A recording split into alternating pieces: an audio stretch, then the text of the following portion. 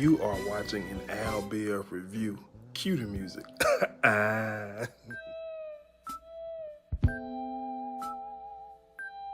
Review, recap. Before we get into it, if you're new, be sure to hit that subscribe button. Also, be sure to like, comment, and share.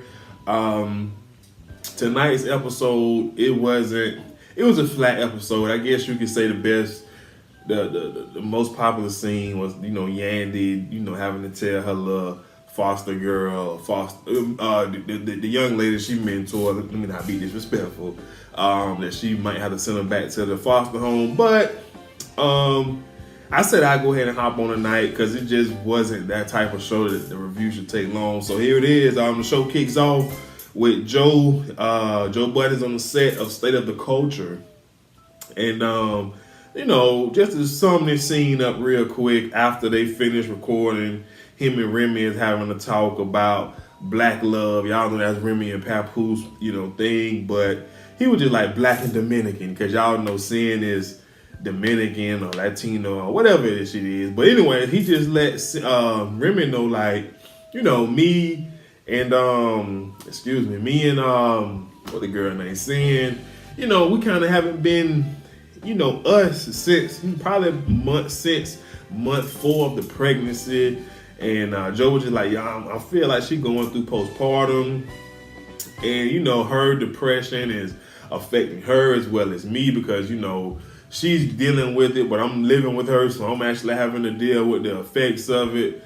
And Joe just basically want Remy to talk to her, and he just like, on one hand, he like, I'm out here busting my tail trying to secure these finances, so that, the family can be straight, taken care of. And he was just like, she don't see it that way. And y'all know Remy see both sides, she understands. So she agreed to talk to Cyn or whatever. But, I think a lot of this is just, Joe's an older guy, man. He's almost 40. He really is. And Cyn is like 26, something like that. And it's just, they at different places, and at least in my opinion, they both at different places in their life. Joe is trying to look more toward the future, and Cyn is looking more so as right now, like, type of thing. But that's kind of relationship one-on-one as far as, not seeing eye to eye. One person may be having this view out of the other. But, we'll get into that a little bit later. Moving on, we finally get introduced to Infinity. Infinity is the young lady that Yandy has been mentoring, who basically she's letting live with her. Infinity is she's a foster kid. So, her situation isn't the best. Yandy, they was in like a little candy shop. Yandy kids love her, and Yandy loves her. And, Yandy was just like, she feels so, sad and whatever for everything that she been through. And, not Yandy herself, but this girl, Infinity. And she just deserves all the love, like all this love. She deserves it. You know what I'm saying? So, I like this Yandy, and I'm not a Yandy fan, but I just feel like she more genuine when she dealing with outside people who are not in that love and hip hop circle. You know what I'm saying? I just feel like she's more genuine when she's dealing with them. But that's just me. Moving on, we get a scene. Safaree, he pulls up on Jacquay at like a little food truck. I'm assuming them two made up. He looked over the fact that Jacquay said what he said about him getting his chain snatched was an insurance claim fraud or whatever. So, I know Safaree don't want no smoke, but, they just kind of got over it quick. Anyway, so then Rich, he walks up. And so Safaree basically give those guys the rundown about this sex toy deal he has on the table. It's worth $1 million.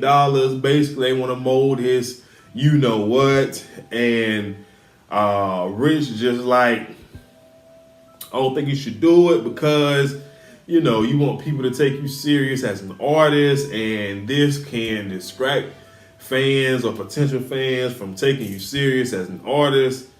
And, my feeling is, I just feel like, first of all, Safaree, I think he should just be one of those guys who, just behind the scenes in the music industry, who writes and produces. For me, he don't have the personality, the swag, the voice to actually be the star himself. But I have no issue with acknowledging talent. But when you're talking about being the person, the star, the expectations, I mean, not the expectations, but he ain't it. Like I said a couple of videos ago, once he started opening up his mouth and talking and showing us how corny and crazy he is, he lost all like whatever he had when he was just the boyfriend in the background with Nikki. But anyway, so they talked about that. Then, he had a pretty cool joke in there, and Safaree was like, "Man, but this is a great deal, though." You get it, deal though. Okay, well, we ain't gonna stress it too much, but it was kind of funny. I'll admit it. But anyway, move on. Jacquay brings up Sidney Starr and how horrible she was in the studio, and he thinking about taking back the record if she don't show no improvement. And Rich brung up the time he took back a record, and we got the flashback when he took it from Erica Mena, how she went crazy, exploding on him. I was just surprised to see Safaree engage in that, considering that's his fiance. I don't know how old this is, but I just want to know how much they had to cut the check for him to actually do that scene, because he started imitating Erica Mena singing, and I know she's seen it, and I know she knew about it. So I'm just wondering what that check looked like, because I don't, and I mean, I don't know how long they've been dating. Like I said, I don't even know when this was recorded, but a guy like Safaree, he always got his eye on the next woman that he want to deal with. So, it is what it is. So, anyway, so then Remy, she goes and meets up with Cyn so they can talk about Cyn and Joe, little drama that they got going on. And basically Cyn let Remy know that she's dealing with the postpartum. She's gaining weight. She's depressed, and Joe's not noticing it, or at least not noticing it as much as she would like. And, basically Remy just give her a little inside, just gave her a little nugget, because that's really all it was. She was just like, her and Pap had to learn how to communicate with each other to make sure that they both felt important, specifically her. And, they learned real quick when she was away in jail, they only had to spend like they only was allowed to spend 48 hours together. No phone, no this, no that. So I guess since she got out of prison, they kind of adopted that they always make time every week or every 2 weeks to spend some quality time together, no interruptions, or XYZ. So Cyn really liked the idea, and Remy was like, "Listen, it's a great idea, but you're gonna have to find a nanny or somebody to watch your son Lex, because you don't want to be in the middle of a romantic whatever with your man and got to worry about the baby." And Cyn is not here for hiring a nanny. She's just like, nah, I'm not feeling that. I don't trust anybody. Well, you got to figure out something, boo. Something got to give. Like, this is, look, it can't be all take. You want the quality time. You want more attention, but you don't want to, find someone to watch your son. So, I'm just saying, what is a man supposed to do? Joe, I got you, Joe. I got you. Like, just get the nanny in that way, at least a small, baby steps, girl. Baby steps are solving these issues. But anyway, she she loved the idea of quality time. So we'll see how it goes from there. But get that nanny, girl. Trust me. Don't trust me. I ain't got no kids, but get that nanny, because interruptions and But anyway, moving on. So Sidney Starr is determined to prove herself to Rich and Jacquay. So our homeboy Byron, he comes, pays her a visit, and she gives him the rundown of what happened in the studio, and she juicing the story up entirely too much, making it seem like when her, Rich, and Jacquay was in the studio, she was laying bar after bar, when she was not. It was trash. We know it. She know it. I don't know why she's telling this man that. So basically, he was just like, man, these people that's helping you, like, they're allowed to criticize you, give you constructive criticism, XYZ. And she ain't really here for that. You know what I'm saying? And so Byron was like, let me hear something. So, she spit a couple bars, and as you can imagine, trash on trash on trash. Listen, I say a million times, I don't know how people that's not talented get these opportunities. It makes no sense because you can go on SoundCloud, YouTube, any other streaming platform that allows independent unknown artists to upload music, and not take a shot at her, you know what I'm saying, but she just not a rapper. Like, she needs to let it go. And basically he said, listen, girl, you got to be able to take constructive criticism, because what I just heard, if that's what they heard, that ain't it.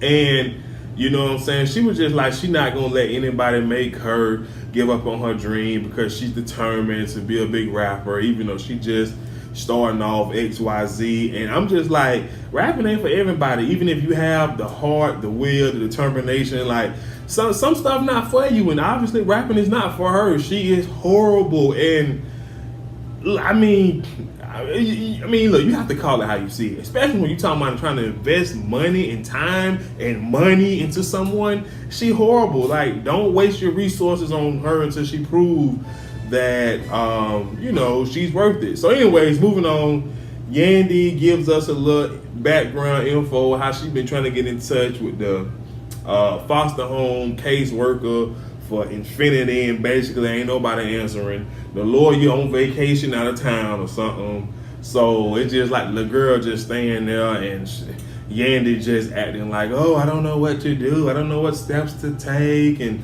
let me not get on Yandy, because I just gave her a compliment earlier. I'm gonna be nice to Yandy and give her compliments all throughout. I promise. I take that back. So anyway, Jonathan, he comes over, and in his little confessional, he talking about being worried about NIEs. I'm over it. I'm over NIEs and Jonathan. I really am. It just who cares? You know what I'm saying? So anyway, Jonathan and Yandy, they start talking about Lil Mama, Lil Infinity, and Jonathan was like, you know what you're doing is illegal and against the law. And Yandy is looking like she is in shock. Like, oh, I didn't, what I said, I was gonna be nice to Yandy because she's doing a good thing. So anyways, Yandy kind of questioning, like, how she breaking the law when she doing, all this good for this young lady. You know what I'm saying? And Jonathan was just like, look, the law is the law. You know what I'm saying? I don't know the law word for word. You know what I'm saying? Bar for bar. But, I do believe what you're doing is against the law. So, Yandy just kind of stuck in a place right now. She just saying that she don't really know what to do. I know what to do. Just go ahead and adopt the girl legally. And you know what I'm saying? That's what it is. You feel what I'm saying? But anyways, I'm going to be nice. I said, Yandy, I'm rooting for you. Infinity, excuse me. I'm rooting for you to become Yandy's. How many children Yandy got? 2 or 3? Whatever. I'm rooting for you, girl. So anyways, moving on, Safaree pulls up on Remy and Pap. He basically coming to them to, get an okay. See, hold on, let me say this. He coming to them to get an okay to do this whole sex tour thing, because Rich pretty much shot it down, right? So so Pap had the traditional man, same thing that Rich was saying. You trying to be an artist, don't do it, gonna be corny. And Remy over here, it's just like, do it, why not? He got a devil and an angel on his shoulder. Now Pap made a point that I guess you can take with, and he was just like, hey, I don't really want to spend too much time talking about Safaree, little sex toy thingy or whatever, but Pat was just like, how would your woman, you talking about you want to be married and all this stuff within the next year, how would your woman feel that it's so many women out there with a molded, private party that you got? And I mean, look, here's his thing, man. It ain't the real deal. You know what I'm saying? His lady gonna have the real deal Holyfield. So, you know what I'm saying? Whenever she wanna whip it out, it's real. You feel me? Like, you feel me? So that's that. But anyways, just get off that. My opinion is, why not? Look, like I said, to me, he's not a rapper that would be. Me personally, I could never see him being the artist that he wants to be unless he, like I said, go behind the scenes, write, produce. That's it. Like I said, he don't have the image, the swag, or any of that to do what he trying to do. But that's just my opinion. But anyway, so he goes on to tell them that he want to fall in. He plans on falling in love this year, getting married, having a kid. Y'all know he engaged to Erica Mena. We'll see how long it lasts. I'm an Erica Mena fan. I don't know. I don't know why I just like these crazy girls, man. But I just don't see them two together. It just don't. I don't know, but she done changed her name on Twitter to Erica Mena Samuel, whatever Safaree last name is. But anyway, so then Remy asked him about the contract. This knucklehead said he haven't even read the contract yet. He been so busy, but he already done put a pen to it. So you don't put a pen to it, dog. Go ahead and, you know, drop the robe. Drop the robe. So moving on, Cyn and Joe, they finally talked. Cyn put out there on the table what her Remy talked about and how she feel like they should get together once, whenever, when he's not busy or whatever, and you know, have a little quality time, no phone or anything like that. And this conversation went, you know, it kind of went left quick because Joe feels like, and honestly, again, this is just, I could be wrong. This may be where I'm just wrong, but I just feel like this is where the age gap comes into play. Joe feels as though her depression, her postpartum is she's mixing that up with the problems that they're having in their relationships. In their relationship, excuse me. And she just feel like it's all one. You feel what I'm saying? And Joe just like, you take care of self first, then we'll get going. You feel what I'm saying? And basically Joe was just like, don't take off no option. Let's go to a doctor, do whatever it is that we have to do. And she's just basically like, I ain't trying to go see no doctor to get diagnosed, get no medicine. I feel like this is something that I can deal with. I've been self-medicated in the studio singing XYZ. I feel like, because Remy asked Joe earlier in the show, do he feel like that Cyn have too much time on her hand? I really do feel like that. She ain't really, now she say she in the studio, which I'm not going to doubt, but yeah, she got to do something, man. But I think that this is where that age gap come into play, because Joe is just, he cut and dry. He's black and white. What you see is what you get. But I think a lot of the reason, and he's definitely stuck in his ways. Like I said, he almost 40 years old. Like, you 26. Like, come on, girl.